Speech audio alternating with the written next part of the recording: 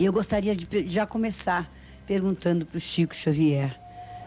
Chico, você é uma criatura que em toda a sua vida não fez outra coisa senão fazer o bem, se dar ao próximo. Nunca houve um momento na sua vida em que você disse assim: estou cansado, vou parar, não quero mais me preocupar com o meu semelhante. Hebe, a sua bondade é imensa. Eu devo dizer que não me sinto na condição de alguém que fez ou faz o bem, mas durante toda a minha vida procurei sempre cumprir com o meu dever diante da comunidade e diante da minha própria consciência. Então, tenho, graças a Deus, muita tranquilidade em minha vida interior.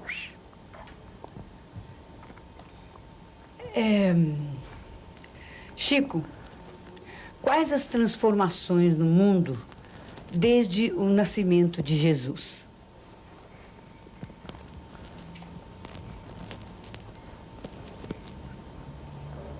Os espíritos amigos sempre me explicam que as transformações da Terra, desde o tempo de Jesus, são gradativas. Essas transformações ainda não se complementaram, porque o mundo precisava de estabelecer para a sua própria felicidade muitas renovações que eram difíceis e a lei de Deus não permite violência. Então essas transformações vêm sendo efetuadas de tempos a tempos, de época para época. Essas transformações que nós vemos, toda a melhoria espiritual na humanidade decorre do tempo de Jesus para cá. Os hospitais, as penitenciárias, os processos de trabalho, o relacionamento das pessoas umas com as outras, a felicidade na vida doméstica, todas essas transformações nós devemos a Jesus, conquanto muitas vezes, quando estejamos nos ápices da inteligência, nós não queiramos reconhecer. Mas as transformações do tempo de Jesus até nós, elas são imensas, mas exigiriam muito tempo para serem minudenciadas. Eu estava pensando em conseguir esse programa e tenho a certeza de que, tendo você para mostrar e levar a sua mensagem para todos os brasileiros, nós estamos realmente fazendo um bem para a população. E eu vinha perguntando, quando me dirigia até aqui, onde estamos tendo este privilégio de estar ao seu lado, Chico, comentando com um amigo que eu estava extremamente nervosa e tensa realmente, e que eu não sabia explicar. Era uma emoção, era uma alegria. E ele me explicou que o fato da gente estar ao seu lado é assim como se a gente estivesse em contato com Jesus, porque você tem uma ligação direta com Jesus. Então, a gente estando do seu lado, a gente tem a sensação de que está se contactando com Jesus, e nessa intenção de poder ajudar as pessoas através de você. Então, eu quero até pedir desculpa se essa emoção me toma demasiadamente, mas eu acho que ele tocou exatamente no ponto, porque você é exatamente a conexão exata da Terra com aquele mundo onde estão os nossos entes, não é? Então, eu queria que você passasse isso para os nossos amigos espectadores que nos procuram, aqueles que nos escrevem, que pedem um contato com você. E quando eles querem esse contato com você, é exatamente isso que esse amigo falou. Grande amigo que deu essa imagem que eu buscava e não conseguia. Você sempre e é sempre maravilhosa, porque a sua bondade transparece de todas as suas palavras. Eu não posso ter a presunção de um laço tão íntimo assim com nosso Senhor Jesus Cristo. Eu tenho a fé que o cristão procura e deve cultivar naquele que realmente é a luz dos nossos caminhos. Quando, logo depois do nascimento de Jesus, existiu uma figura que sempre me impressionou muito. Ela é descrita no versículo 25 do capítulo 2 do Evangelho do apóstolo São Lucas. É a figura de Simeão, que viveu talvez mais de 80 anos esperando Jesus. Quando ele soube que uma criança tinha sido levada ao templo para ser registrada, ele então foi ao templo verificar, e quando ele contemplou os olhos de Jesus, ele então disse: Senhor, agora despede em paz o teu servo, segundo a tua palavra, porque os meus olhos viram a salvação. Este homem se chamava Simeão e era um grande varão do tempo apostólico e que passou para a vida espiritual logo depois de fixar os olhos de Jesus. Jesus recém-nascido. Então eu penso que como teriam sido felizes aqueles que realmente viram os olhos de Jesus.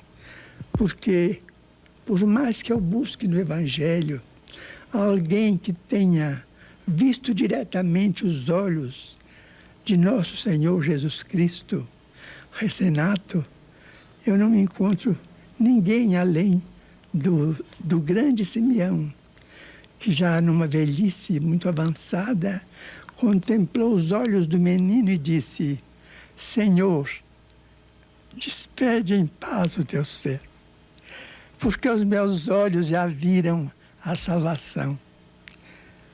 Eu imagino a beleza e a luminosidade dos olhos de nosso Senhor Jesus Cristo, mesmo recém-nato, iluminando os nossos caminhos, porque o próprio Simeão, na saudação que ele pronunciou, ele disse: eis que ele veio para alumiar os nossos caminhos. E a gente nota que todas as comunidades, todos os grupos sociais que se afastam de Jesus, eles como que entram numa certa perturbação. Parece-nos, mas este verbo não é bem próprio. A gente compreende que sem Jesus a nossa vida não tem significação, a significação exata que deveria ter, e nós nos perdemos, nos tresmalhamos, porque estamos sem aquela bússola que nos indica o caminho. Nós vamos fazer uma pequena interrupção, mas nós voltamos já já com esta entrevista exclusiva de Chico Xavier para todos os brasileiros, agora às vésperas do Natal. Voltamos já já. Porque eu acho que ninguém melhor do que Nair Belo para fazer perguntas para que possa, através do Chico, levar realmente a paz que vocês estão precisando, o conforto, o esclarecimento através de tudo que Chico tem feito através desta vida iluminada que é a vida de Chico Xavier. Minha querida Nair Belo, agora... Bom, para alegrar um pouquinho o ambiente, porque nós estamos chorando aqui desde que começou o programa, que o Chico transmite uma emoção tão grande, como a Hebe falou, que a gente não consegue nem falar. E agora, nesse mês de dezembro, vai fazer 10 anos que meu filho morreu, depois de 1 ano e meio, depois de várias idas a Uberaba. Eu tive a graça de receber uma carta psicografada de 90 páginas naquela noite, né, Chico? Né? E com muitos detalhes, com muitas coisas lindas,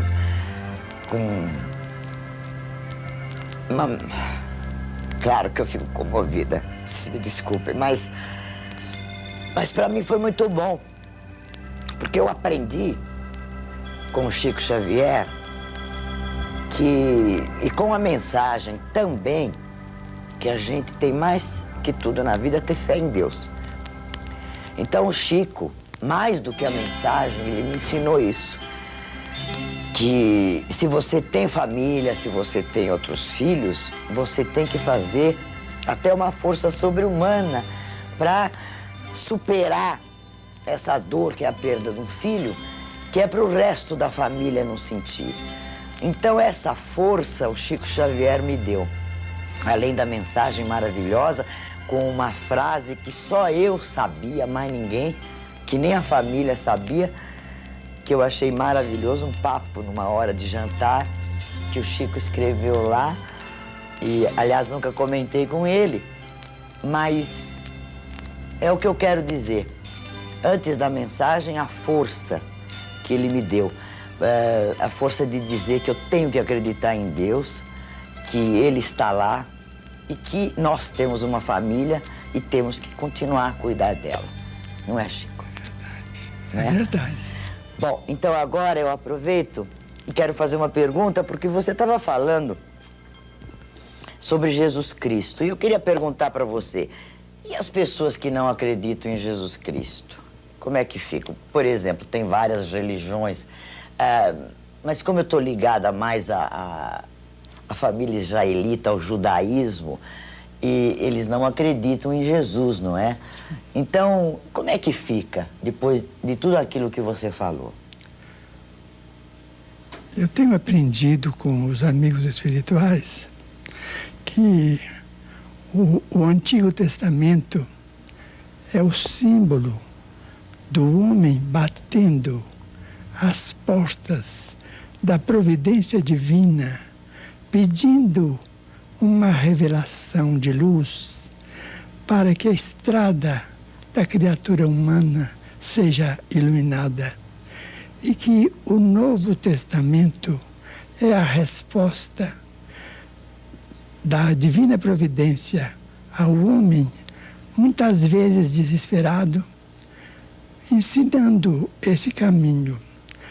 Os profetas significam a pergunta e Jesus a resposta. Então, eles me ensinam, esses amigos da espiritualidade, que nós devemos considerar os antigos profetas como nossos antepassados autênticos, aqueles que nos deram bases para que fosse feita a genealogia de nosso Senhor Jesus Cristo aqui na Terra, sabendo nós que Ele é considerado filho de nossa Mãe Santíssima, Maria de Nazaré, da tribo de Davi. Então nós devemos aos nossos antepassados o maior respeito. E no texto de Isaías, no Antigo Testamento existem trechos que são absolutamente proféticos, anunciando aquele que viria até nós para se sobrecarregar de nossas dificuldades, para liquidá-las. Basta que se leia o livro de Isaías para que vejamos a importância do judaísmo e que o cristianismo é filho do judaísmo, consequentemente, portanto, nós não poderemos encontrar diferença nenhuma, mas sim um respeito muito grande para com aqueles que sofreram e lutaram tanto para que Jesus viesse até nós. Chico Xavier, nós estamos muito preocupados com o mundo de hoje. Eu não sei, essas enchentes, de repente secas terríveis, terremotos, as últimas catástrofes que aconteceram no México, na Colômbia, nos Estados Unidos.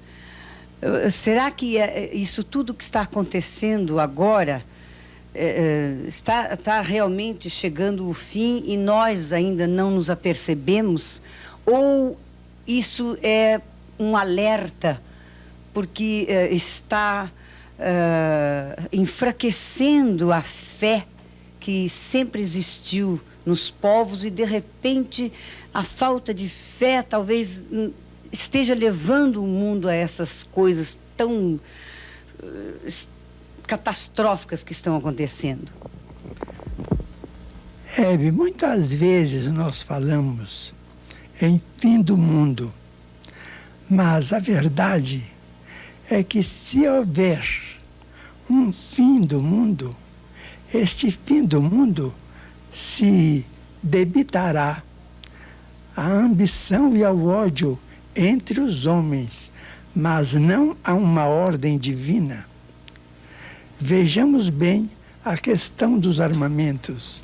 Os armamentos são cada vez mais especializados para veicular a morte de milhões de pessoas. Então, o homem não tem que indagar sobre o fim do mundo, porque qualquer transformação mais trágica do mundo virá do homem e não da bondade de Deus. Agora, sobre os nossos tempos, nós vamos pensar num problema que deve ser examinado. Nós estamos no término de um milênio, o segundo milênio da vida cristã. Este segundo milênio foi caracterizado por guerras quase que constantes, sendo que a primeira durou 195 anos, em que os homens se exterminaram uns aos outros, criando dificuldades kármicas para a humanidade muito grandes. Foram as guerras das cruzadas. Elas persistiram pelo espaço de quase 200 anos, de mais ou menos de 1098 a 1229, mais ou menos por aí. De modo que começou a guerra entre os cristãos e os não cristãos. E as lutas foram terríveis. De acordo com as possibilidades bélicas daquele tempo, do princípio do milênio, elas foram tão cruéis quanto as da agora, em que a inteligência humana refinou o processo de extermínio. De modo que tivemos guerras numerosas, entre as quais vamos destacar uma durou 100 anos, entre a França e a Inglaterra, no século XIV e no século XV. Essas guerras não foram brincadeira. As criaturas humanas adquiriram fichas kármicas muito dolorosas, porque tudo aquilo que nós semeamos, nós devemos colher. Então, no fim deste século, nós estamos colhendo o que nós temos semeado, quase que desde o princípio. Agora, tivemos agora, ao que nos parece, se é verdade que a imprensa, se é verdade o que a imprensa veiculou sobre o encontro de Genebra, os maiores estadistas, os chefes das superpotências, eles combinaram em que não se deve endossar nem praticar a guerra nuclear, porque nessa guerra nuclear não haverá vencedores. Isto já é o princípio de uma bênção de nosso Senhor Jesus Cristo para sossegar a fúria do ódio entre as nações e atenuar os sofrimentos criados pelos próprios homens sobre as suas próprias cabeças.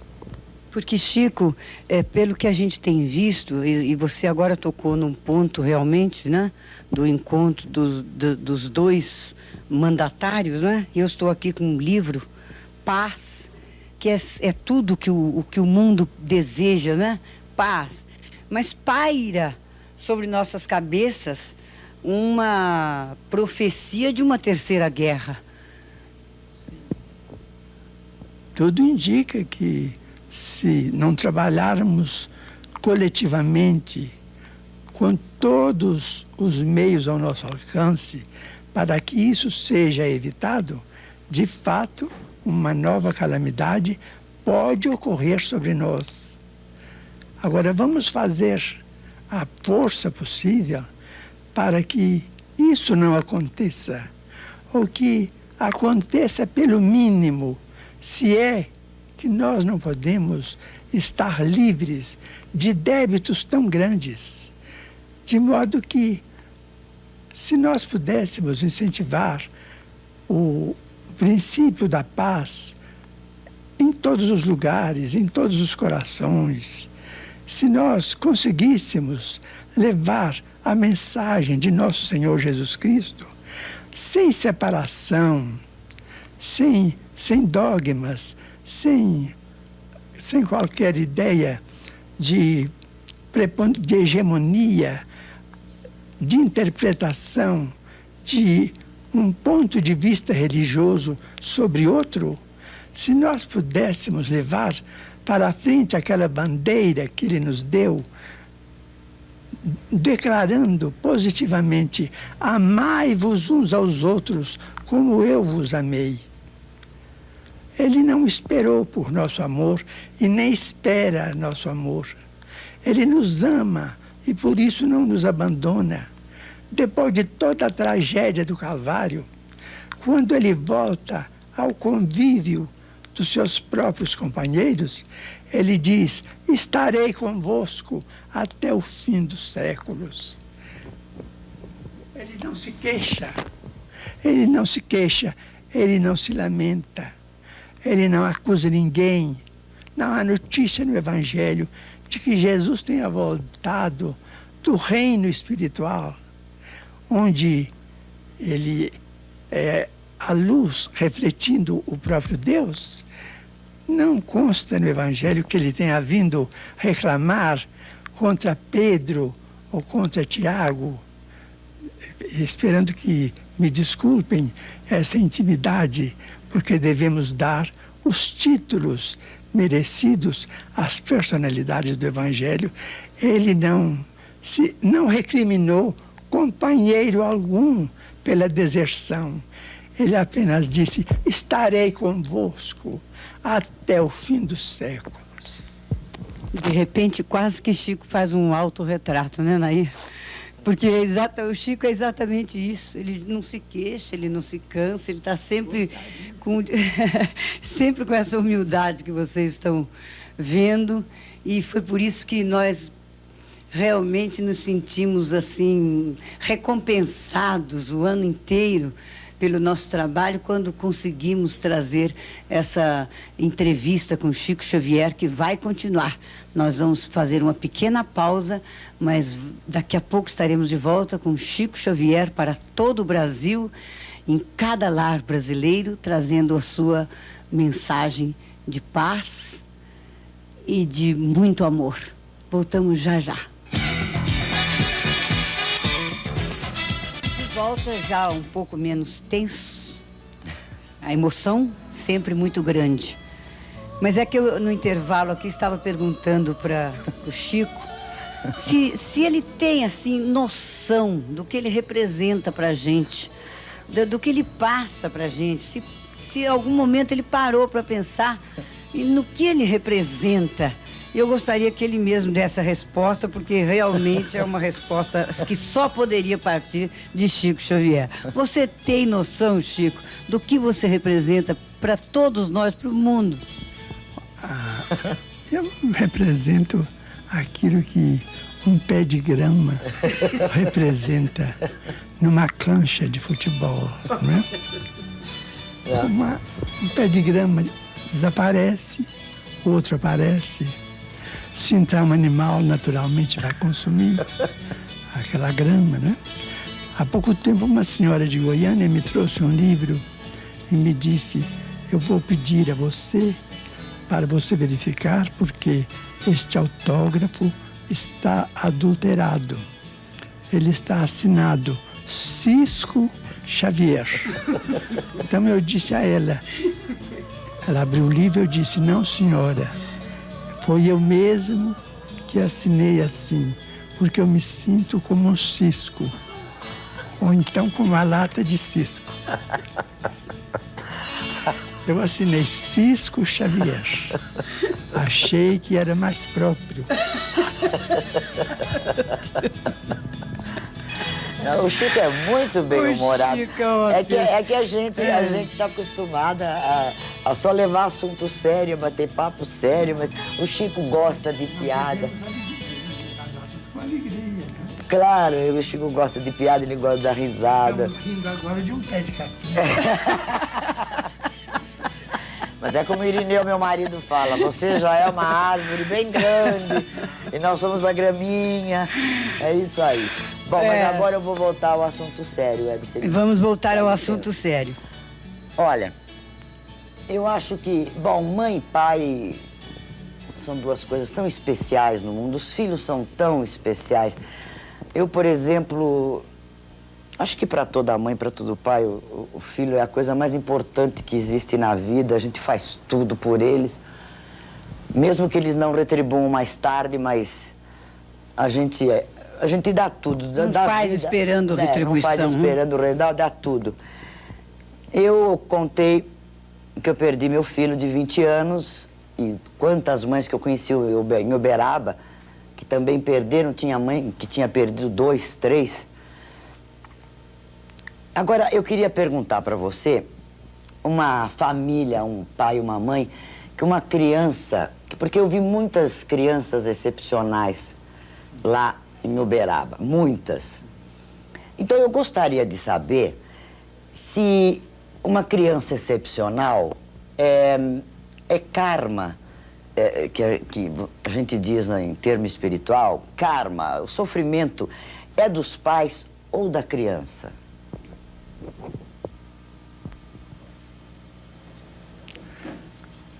Nair, a criança excepcional sempre me impressionou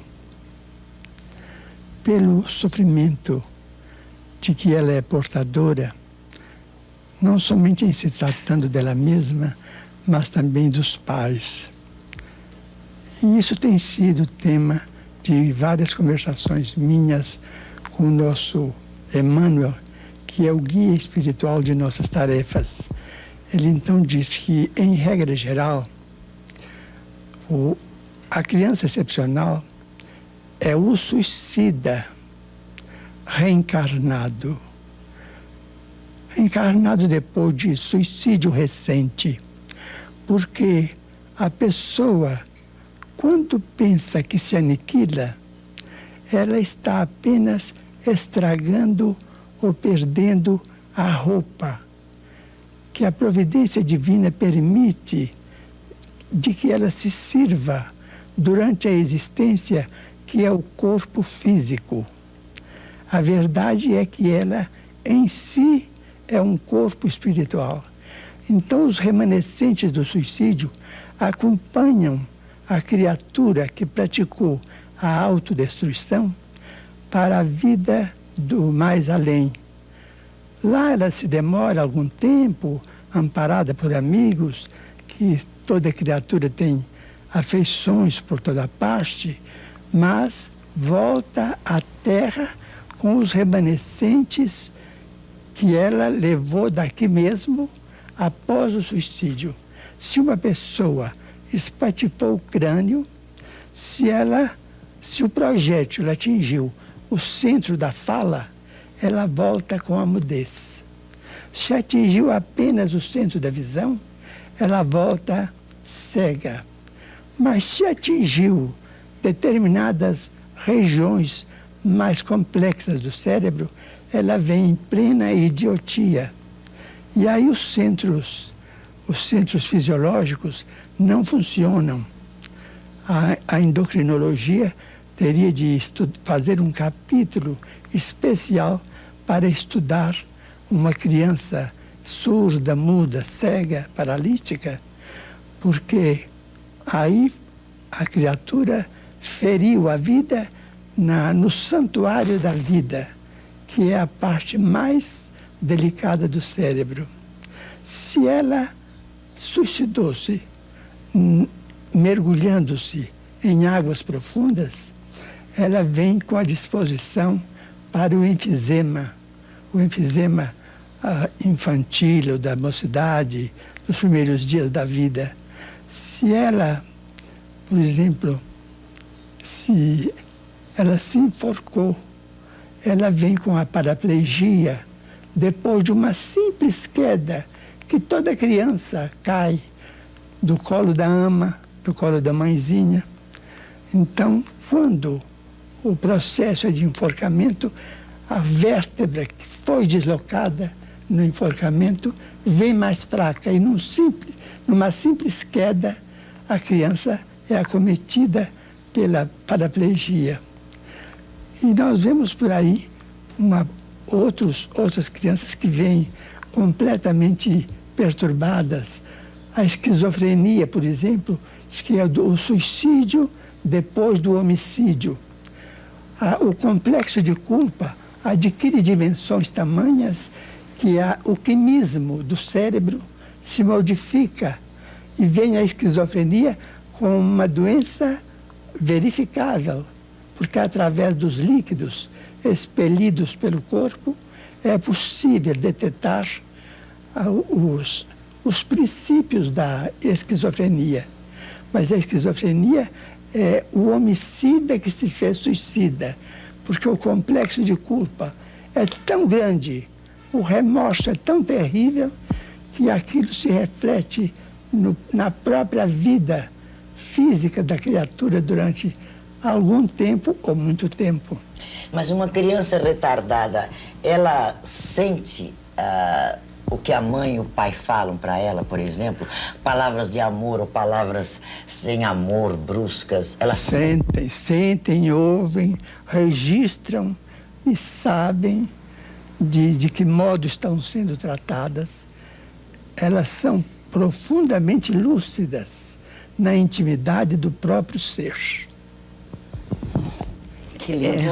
A criança vem somente com aqueles que têm capacidade para amá-la e ajudá-la a passar aquele transe temporário de 13, 20, 30 anos, que geralmente os excepcionais desencarnam muito cedo.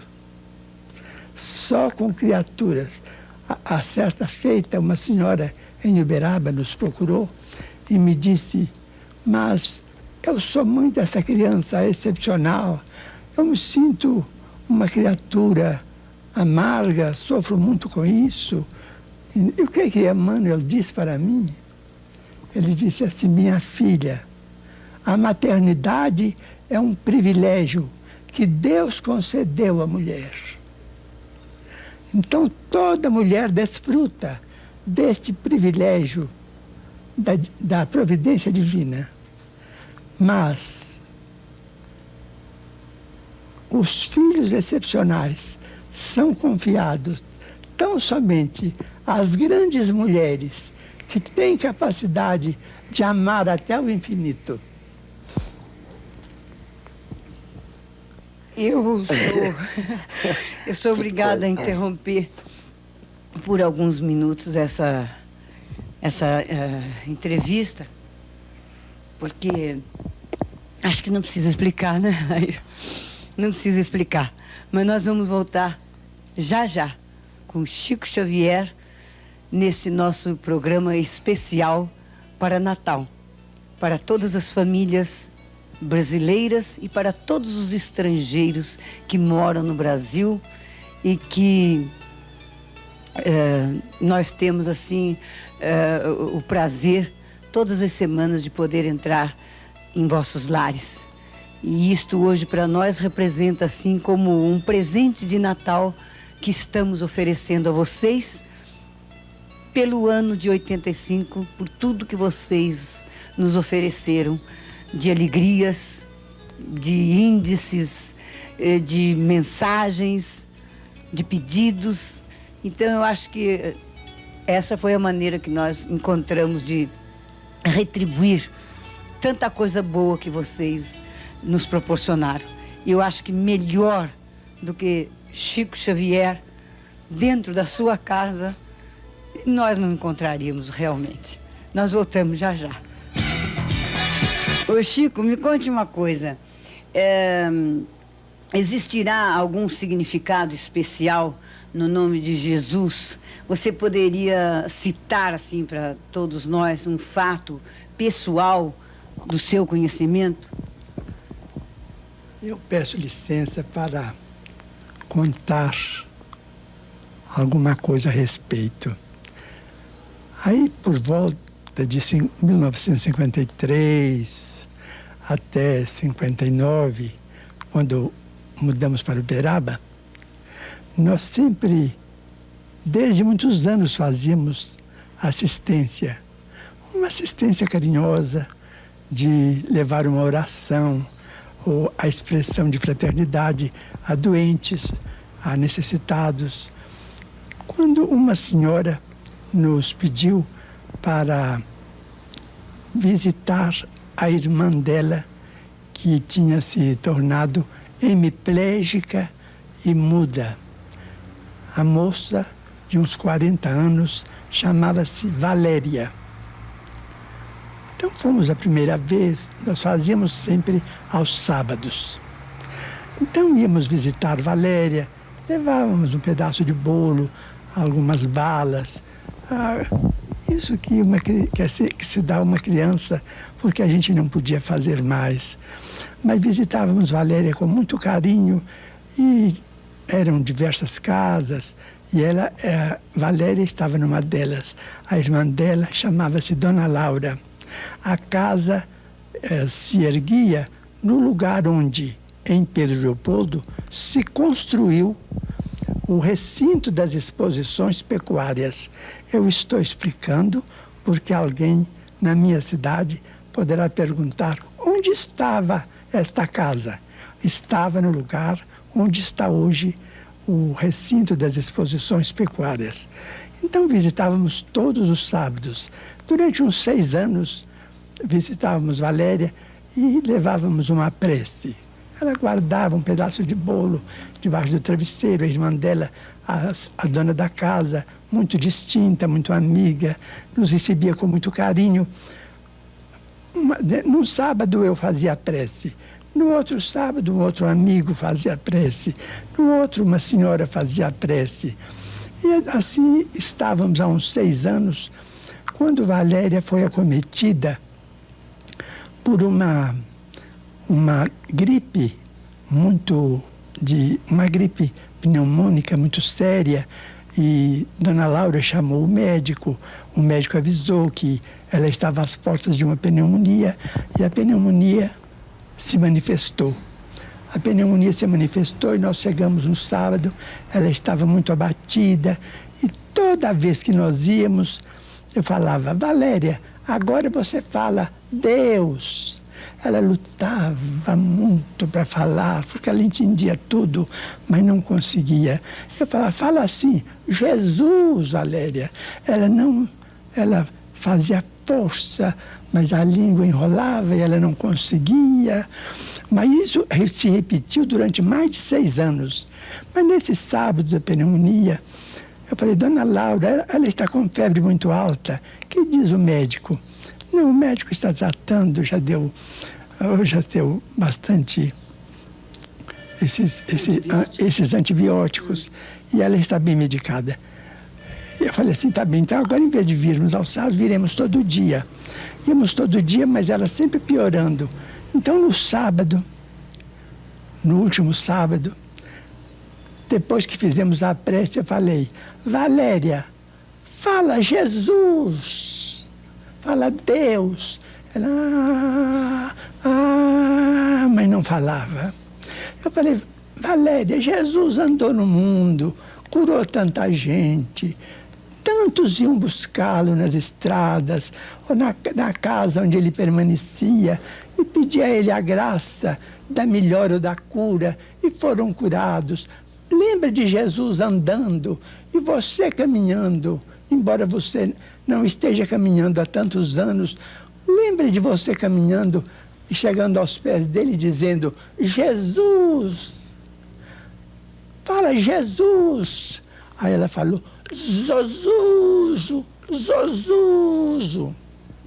Eu falei: meu Deus, mas que alegria. Valéria falou o nome de Jesus. Mas que coisa maravilhosa. Dona Laura, venha cá para a senhora ver. Ela com muita febre, mas ficou satisfeita. Fala: Zozuzo, Zozuzo. Eu não esqueço daquele nome vibrando nos meus ouvidos. Eu falei: ela vai melhorar. Ela está falando de Jesus, Dona Laura. Nós todos muito alegres, ela sorrindo, mas desinteressada do bolo que tínhamos levado, a febre muito alta. Eu falei: Valéria, repete, eu estou tão interessado, eu estou tão feliz de ver você falar o nome de Jesus. Fala Zozu, Jesus. Ela falou Zozuzo, Zozuzo, mas dando todas as forças. Aí saindo assim: não, se Deus quiser, ela está muito melhor. Mas no outro dia, de manhã, chegou a notícia de Dona Laura que Valéria tinha falecido pela manhã, tinha desencarnado. Fomos para lá e tal, e lembramos muito aquela amiga que estava partindo, né? Nos comoveu muito, e sofremos bastante, porque ela era muito, muito querida. Ela era muito uma criatura que não falava, mas ela tinha gestos extraordinários. Mas os anos rolaram, os anos passaram. Eu mudei para Uberaba e em 76 eu fui vítima de um infarto. De um infarto que me levou, o médico então me hospitalizou em casa. Disse assim: não, você pode conturbar o ambiente do hospital com visitas, é melhor você ficar hospitalizado em casa. A porta do quarto ficará com acesso apenas a essa senhora que é enfermeira. É uma senhora que está conosco, de nome Dona Dinorá Fabiano. Então, Dona Dinorá é que entrava, era a única pessoa que entrava, para eu ficar 20 dias mais ou menos imóvel. E eu fiquei, mas isso não me impedia que os espíritos me visitassem. Então, muitos amigos desencarnados de Pedro Leopoldo, de Uberaba, entravam assim à tarde ou à noite, entravam e eu conversava em voz alta. Eu falei: Dona Dinorá, quando a senhora me encontrar falando sozinho, a senhora não se impressione. Eu estou conversando com alguém. Ela falou: não, eu compreendo. Ficou naquilo, não é? E uma tarde entrou uma moça muito bonita no quarto e tinha sempre uma cadeira perto da cama. Ela entrou e eu falei, pode fazer o favor, pode sentar, mas falei em voz alta. Ela falou assim, você não está me conhecendo? Eu falei, olha, a senhora vai me perdoar, eu tenho andado doente, com problema circulatório, e eu estou com a memória estragada, eu não estou me lembrando, mas era uma desculpa. É porque eu não estava reconhecendo mesmo. Então ela falou assim, mas nós somos amigos, eu quero tão bem a você. Uma moça morena, muito bonita. Aí eu falei, olha, eu não posso, assim, de momento, fazer muito esforço de memória, porque o médico me recomendou repouso mental. Também a senhora faz o favor de dizer o nome. Ela falou assim, não, eu não vou dizer, eu quero ver se você lembra. Eu falei, ela disse, eu sou uma das suas amizades, de Pedro Leopoldo. Eu falei assim, então a senhora pode falar, se a senhora falar Maria ou Alice, eu conheço tantas, então falo o sobrenome da família, porque pela família eu vou saber. Ela falou assim, não, eu não vou falar, eu vou falar um nome só. Quando eu falar, você vai lembrar de quem é que eu sou. Eu falei, então a senhora faz o favor, fala o nome que a senhora quer falar. Ela falou assim, Zozuzo.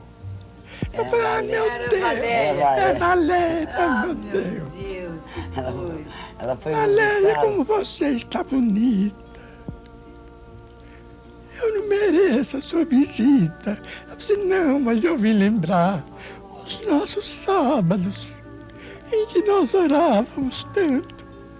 Eu lembrei da última palavra e vim te trazer confiança em Jesus.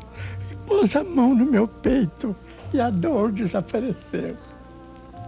Então isso para mim, eu acho que o nome de Jesus é tão grande que remove os nossos obstáculos orgânicos. Eu estou com uma angina que ficou como sendo uma herança do infarto. Mas uma angina muito bem controlada. Eu sigo as instruções médicas, as instruções dos amigos espirituais. Me abstenho de tudo aquilo que eu não posso usufruir, de modo que eu, graças a Deus, estou, vamos dizer, eu estou doente, mas estou são. Se alguém puder compreender. Agora, dá uma paradinha, né? Vocês desculpem, telespectadores, é que é tudo tão bonito, né? É tudo tão verdadeiro, é tudo tão emocional, é que eu vou pedir licença mais uma vez para a gente dar mais uma paradinha, mas nós ainda vamos voltar, porque realmente este é muito especial para todo o Brasil neste mês de dezembro de 1985, nessa entrevista exclusiva com Chico Xavier. Voltamos já já. Numa das respostas do Chico, quando ele mesmo falou sobre o encontro do Reagan e do Gorbachev sobre as guerras, não é?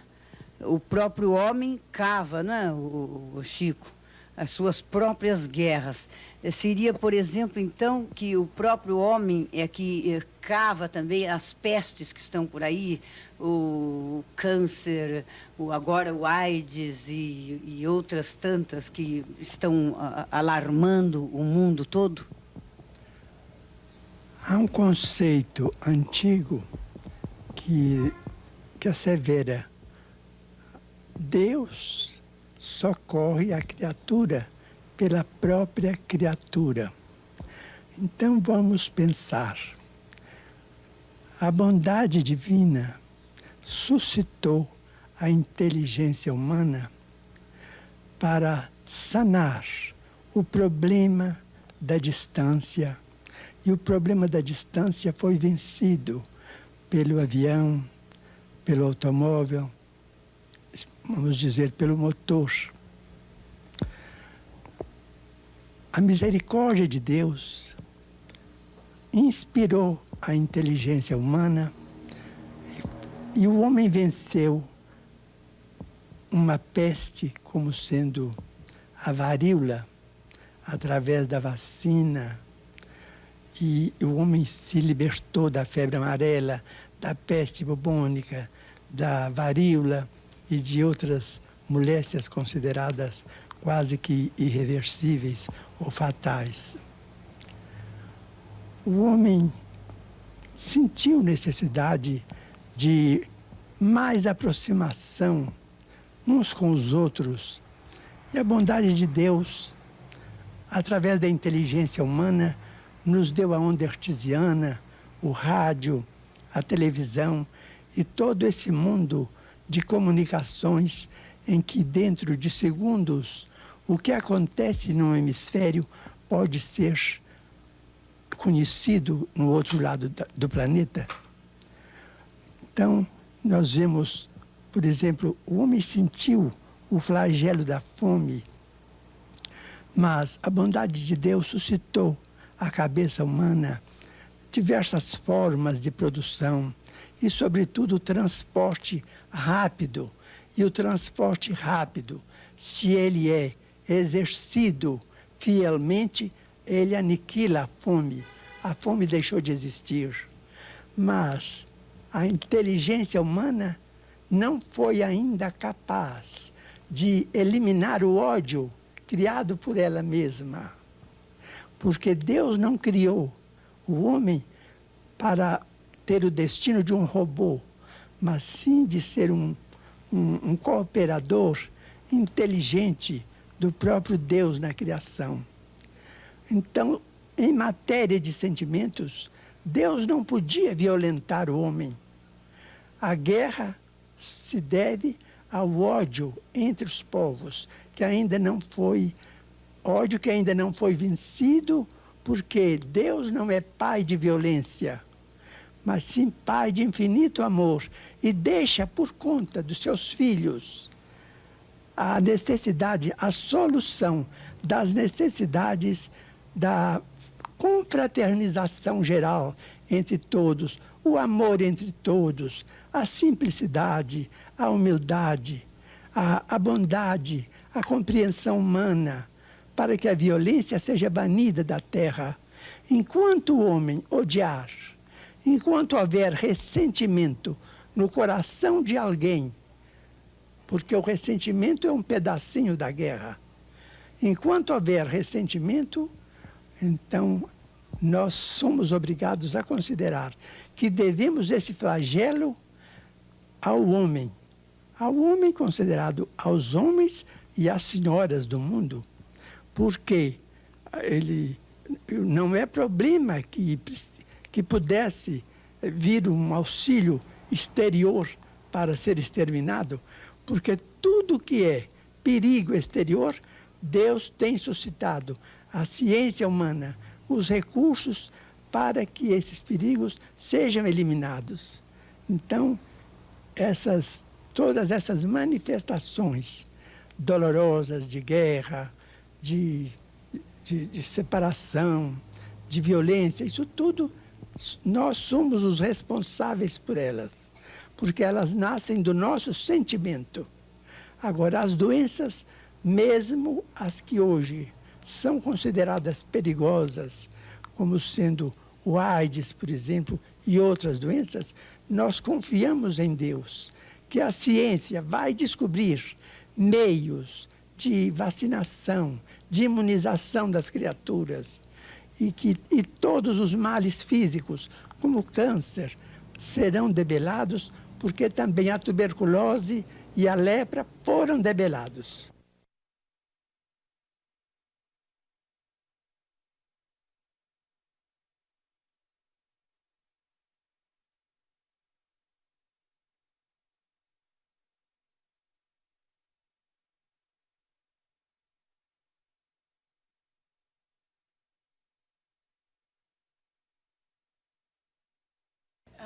Nair tem uma pergunta que eu acho que é extremamente importante nos dias de hoje.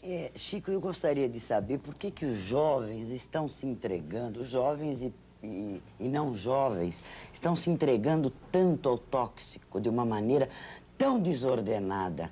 Eles perderam completamente a noção das coisas. É o tóxico, vamos dizer, é um irmão mais inteligente da nossa cachaça, né?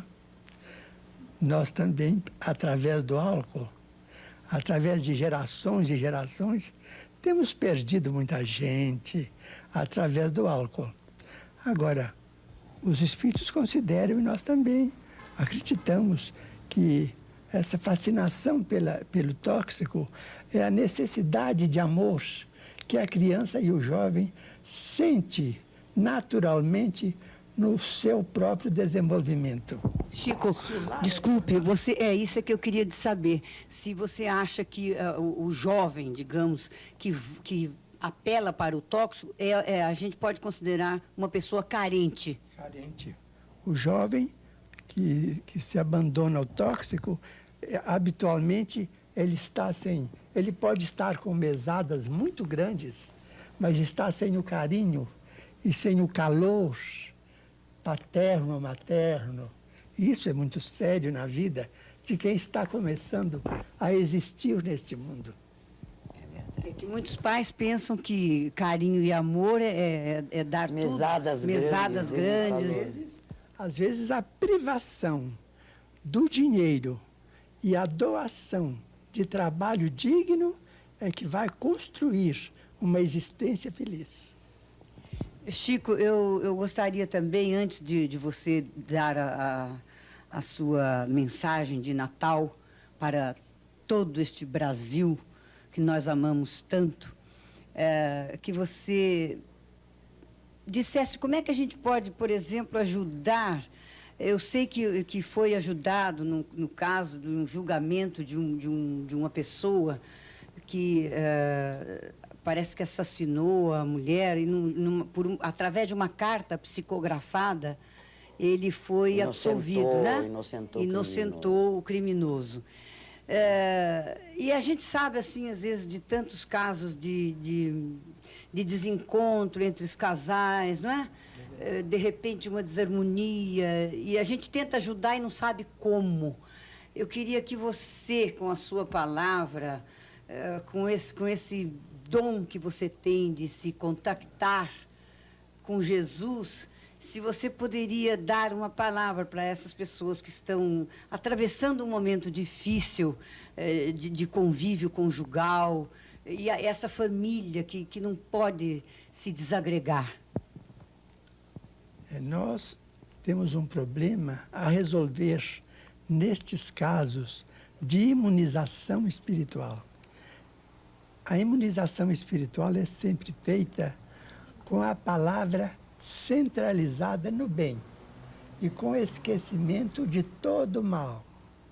Se nós não falarmos coisa alguma a respeito de algum pequenino erro de alguém, aquilo não segue para adiante, porque nós devemos ser estações terminais de toda a fofoca.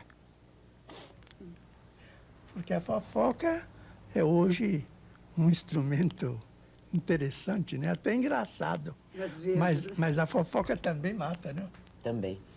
Agora, o caso de Campo Grande, as nossas sessões não são sessões de provocar manifestações. Nós estudamos o Evangelho, comentamos o ensinamento de Cristo e nos colocamos à vontade de algum amigo espiritual que queira se comunicar. A reunião era feita, talvez ali, com umas 400 a 500 pessoas. Algumas do lado de fora, quando essa senhora muito jovem se comunicou para o marido chamado João de Deus. O terceiro sobrenome eu não me lembro. Então falou com ele que se lembrava exatamente do dia em que eles estavam chegando de uma festa e que ele, ao retirar o cinto de que eles se tinham unido, porque eles tinham feito uns 6 quilômetros ou 8 quilômetros de viagem para ir a uma festa de aniversário, não sei, parece que era uma festa de aniversário. E ele, então, temendo a atualidade, os assaltos da atualidade, se muniu de um revólver e pôs no cinto. Então, que ela se lembrava perfeitamente da noite em que eles chegavam, em que ela se sentou na cama e que ele, ao retirar o cinto, o gatilho esbarrou em algum corpo que nem ela nem ele poderiam determinar. E o tiro saiu e veio sobre ela, e que ele era inocente de tudo aquilo. Que ela partiu deste mundo lamentando aquele acidente. E que, como ela sabia que ele estava a vésperas de julgamento, que ela pedia muito a Deus para que os juízes e para que os jurados considerassem a inocência dele, ele que tinha feito um segundo casamento e que era pai de um filho, porque o casamento dele com a comunicante era recente, ela não teve filhos, mas que o lar dele estava formado, ele era agora pai, que ela pedia a misericórdia de Deus que atuasse no cérebro dos juízes e dos jurados, para que ele fosse libertado, para que essa senhora, que era a segunda esposa dele, e o filhinho, a criança, não sofressem privações com a ausência dele, que ele marchasse com a inocência dele para o julgamento, mas que Deus havia de abençoá-lo, que Jesus havia de lembrar dele. Então eu soube, depois não soube de mais nada, senão pelo jornal, que os 7 jurados deram absolvição voto a favor dele. A favor. E ele foi liberto. E agora você me lembrou uma coisa que você sempre diz, que as pessoas que estavam lá e que viram, e o Chico sempre diz pra gente, que o telefone não toca daqui para lá. É sempre de lá para cá. Que não adianta a gente querer insistir em querer falar com... Tem que aguardar o chamado, né, Chico? Quando vem espontaneamente, vem de uma maneira que a pessoa sente no coração que ela está recebendo a verdade. É verdade. Eu posso provar isso. Nós vamos fazer uma ligeira interrupção e voltaremos daqui a pouquinho para a mensagem de Natal especial de Chico Xavier para todos nós que moramos no Brasil. Estrangeiros e brasileiros, vai ser realmente uma mensagem muito especial, porque este é um programa especial para você, amigo telespectador, que nos prestigiou durante o ano de 1985 através da Rede Bandeirantes. Daqui a pouquinho, a mensagem de Natal de Chico Xavier. Vamos ler a mensagem recebida por nós no Grupo Espírita da Prece em Uberaba, na noite de 21 de setembro deste ano de 1985. A autora é Maria Dolores, que foi uma nossa patrícia, nascida na Bahia, desencarnada igualmente em Salvador há tempos, e é autora da presente mensagem. Mensagem para Jesus. Ante o Natal, Jesus, aqui agradecemos o progresso da terra em resplendores, desde o mar vasculhado às alturas imensas em que o homem pesquisa os mundos exteriores. Entretanto, perdoa-me se em prece tenho os quadros de dor que te apresento, as crianças sem lar, sobre o colo da noite e as mães vencidas pelo sofrimento, os doentes que vagam na intempérie, implorando o agasalho de um lençol, e os velhinhos no escuro das calçadas que morrem aguardando uma réstia de sol, os enfermos que choram na esperança de pequeno socorro que não vem, e os corações cansados e infelizes que atravessa uma vida sem ninguém. Induze-nos, Senhor, a buscar todos eles, os tutelados teus, nossos próprios irmãos. E a fim de auxiliá-los como estejam, ensina-nos, Jesus, a unir as nossas mãos. Natal, feliz Natal, todos cantamos ao coro fraternal de todas as igrejas. Louvado seja Deus que te enviou à terra, mestre do coração. Bendito sejas, Maria Dolores.